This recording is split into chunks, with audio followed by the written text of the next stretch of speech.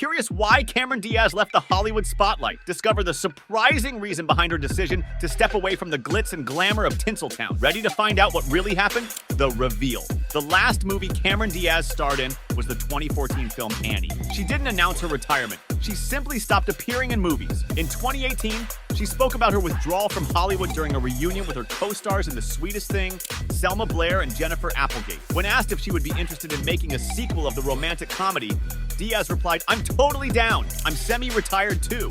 And I am actually retired, so I would love to see you ladies." Many took this as a joke, but this didn't take away from the fact that the actress had no upcoming movies. A big turnaround for a star who had made 40 movies in 20 years. So why had the once highest paid actress in Hollywood taken a step back? For starters, a lot had been happening in her personal life. In 2015, she announced her marriage to Benji Madden, the guitarist of the band Good Charlotte, after a 7-month relationship and a 17-day engagement. While Diaz's previous relationships with stars such as Jared Leto, Alex Rodriguez, and Justin Timberlake often made the headlines, her marriage to Madden has been much more low profile. What is known is that they have a daughter, Radix Madden, who was born via a surrogate. When announcing the news in a joint message on Instagram in 2020, the couple said, "While we are overjoyed to share this news, we also feel a strong instinct to protect our little one's privacy. So we won't be posting pictures or sharing any more details other than the fact that she is really, really cute." Since then, she has turned to family life.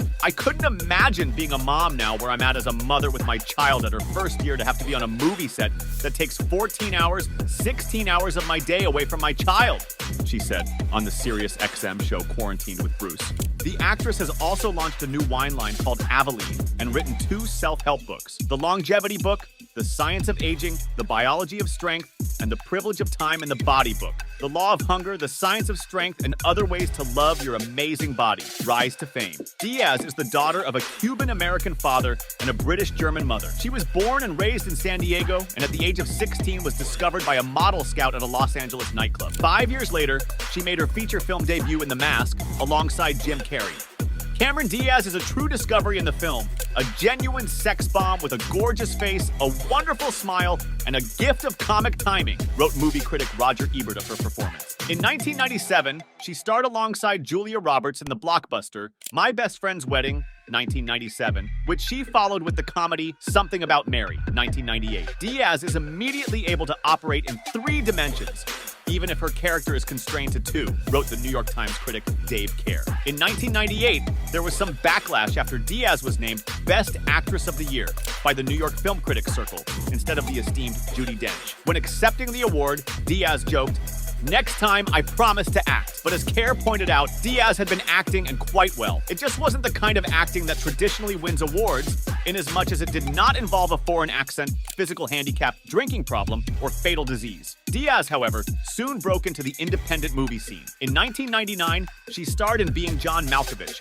donning brown contact lenses and a frizzy black wig to play the embittered wife of a puppeteer. The role won her the best reviews of her career, as well as Golden Globe and BAFTA nominations. But Being John Malkovich wasn't the first time she played against type. She also took on a different role in The Last Supper, 1995, and She's the One, 1996. Indeed, if anything characterizes the first decade of her career, it's her ability to navigate between blockbusters and independent films. In 2000, for example, she simultaneously won over critics with her portrayal of a blind teacher in Rodrigo Garcia's Delicate Things You Can Tell, just by looking at her and swept the box office with Charlie's Angels.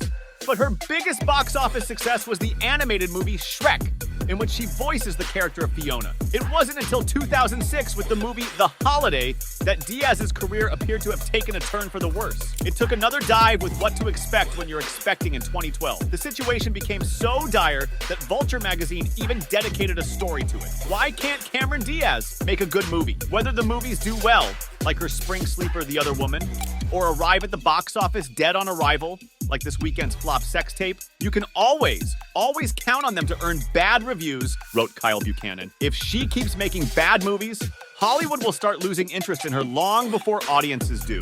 But in the end, it was Diaz who lost interest in Hollywood. The exit.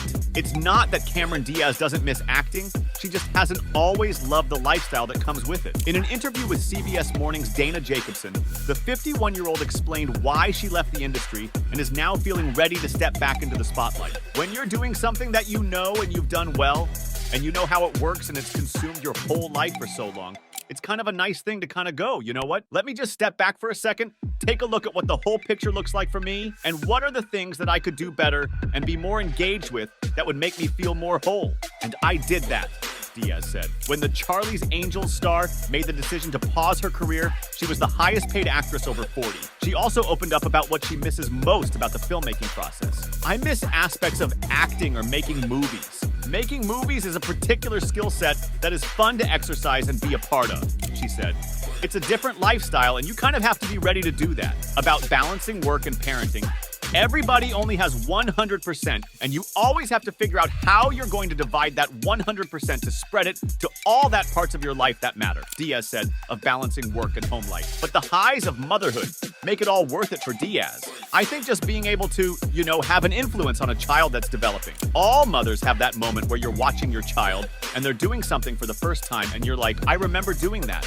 It's really cool. In March 2022, Diaz spoke to RuPaul's Drag Race judge Michelle Visage on the podcast Rule Breakers and opened up about the mental health struggles that came with her career and fame. I am absolutely a victim to all of the societal objectifications and exploitations that women are subjected to. I have bought into all of them myself at certain times, Diaz said at the time. Fame is very infantilizing. It's very much about keeping somebody coddled in a state of we see a little child and think, it's so cute, I want it to always be cute. And if I keep it cute by always treating it cute, maybe it'll stay cute forever. And that's how people treat you. In August 2020, the Bad Teacher actress spoke to Gwyneth Paltrow in a YouTube live stream about how she found peace when she decided to leave acting. I got a peace in my soul because I finally was taking care of myself, Diaz said. Moving on to the latest news, The Return. Now, Diaz is making her movie comeback, but it won't be on the big screen.